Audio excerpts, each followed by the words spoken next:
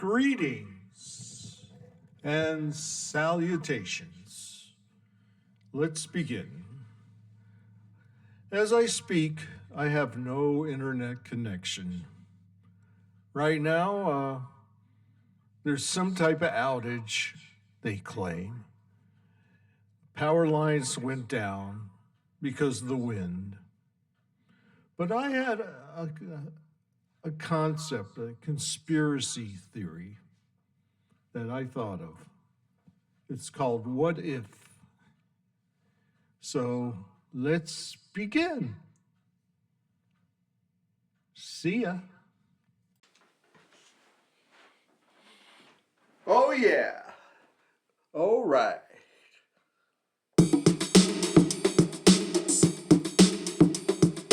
Whoa. And now it's time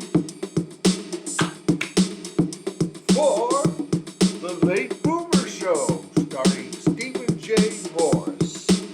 Yeah.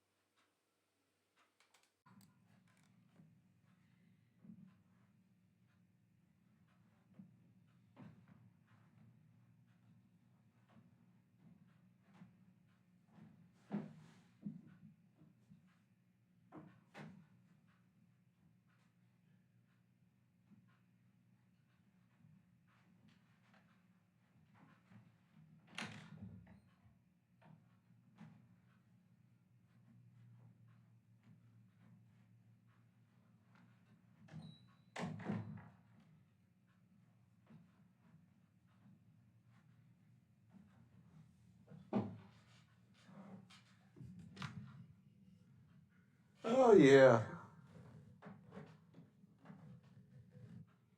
So, what was I doing? I was doing the Trump March when he went to Japan and he got lost because he had some type of cognitive decline episode. He didn't know where he was, didn't know what he was doing. All right, let me start. First of all,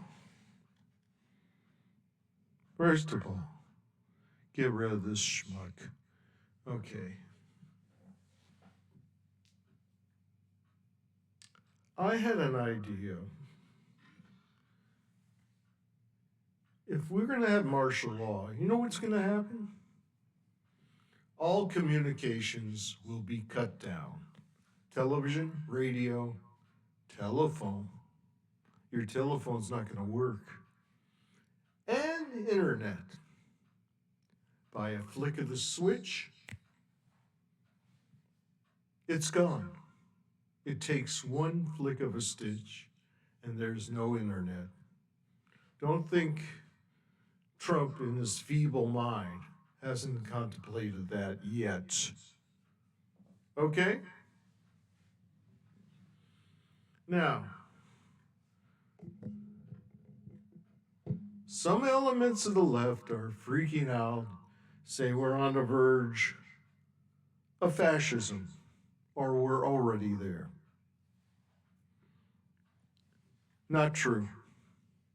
First of all, when you talk about old fascism from the 20th century, they came from rather small countries. Italy is big as Florida, okay? Germany is big as, I don't know, Utah, maybe a little bigger. When you have a concentration of people in a small area, it's very easy to take over a country. But I think America is the third largest country in the world, physically, geographically. Though it'd be a tough go to set up a fascist country. You got to look at the statistics and you got to look at the birth rate. It takes at least 10 years to embrace a philosophical or political ideology. You can't just say overnight, I'm a communist now, or I'm a conservative. Yeah, I'm this, and I'm a liberal. I'm a conservative. I'm this and that and that. You have to be educated. You have to go to college. And no matter if your professor is a communist or if he's a registered Republican, they have to give you the objectivity of political science. Uh, People on the right, mostly in the Christian segment, they they're anti-human. They think that the Homo sapien, is a stupid wild animal, and you gotta tame him. And that's the big rationalization of authoritarianism. And it's happening now. This, let's talk about the MAGA and Trump thing. They think that all of you are scared little puppies, and you're worried about crime. Now, Trump sends out his Gestapo, otherwise known as ICE, and they say we're dealing with crime. Yeah, we're dealing. Yeah, we're gonna protect your little scared white asses. No, they're not. It's a show. First of all, the president is not a police chief. He's supposed to run the business of government and policies of the United States of America. He's not Batman fighting crime. And all these evangelical preachers or pastors or whatever the fuck you want to call them, they're only in it for the money. I suspect that 75% of the evangelical pastors are closet atheists, and they just want to live for now. So here comes this man who claims that he's an expert in engineering. I'm talking about Trump. He paid off all these evangelicals to make them look holy. Say I was sent by God. There you go. There's evidence that God doesn't exist. He's going to send a schmuck like Trump. What is God that bored? I mean, living forever. Forever. It's like a jail sentence. You must be really bored. So, anything that comes to America, I was told, gets bastardized. Everything becomes goofy. We had the worst communist party in the whole world. All the other communist parties were laughing at the American Communist Party. And a writer from the Daily Worker wrote a thing called American exceptionalism. That whole concept of American exceptionalism was, put your ears next to the amplifier, was a communist! Got it? Now, this manifestation of fascist are clowns, are a comedy representation of the dreary, scary, black, evil fascist. Uh, the brown shirts of Nazi Germany was a collection. That was the first incarnation of. It was the first incarnation of the Nazis. Was the brown shirts. They were child molesters, drunkards, um, rapists, criminals. The first incarnation of Hitler's army were a bunch of degenerates. Okay, keep that in mind. Keep that in mind, okay? Now, eventually, when he got powerful, he got rid of the brown shirts. He had them all hung. Now, Trump, as stupid as he was lectured on how Hitler got power. So he thinks he's following in Hitler's footsteps. Look what his cabinet looks like, his administration. You got a woman that shot her puppy. You got a Jew, a self-hating Jew, wants to be an Aryan. You got a another member who's an alcoholic. You got a former judge is a real raging alcoholic. They're all fucked up. Look at them.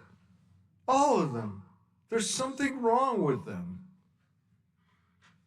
He was planning to get rid of them. Trump was planning. So I got to tell you, people, he's getting so old and feeble, and he's getting what do they call that? Dementia. He's getting demented. Well, the whole thing is going to collapse. Somebody's going to get the idea. Somebody's letting him go. Some group or this. Oh well, you know, let him do his stuff, and we'll get rid of him. Make it look like an accident. That's what's going to happen to him.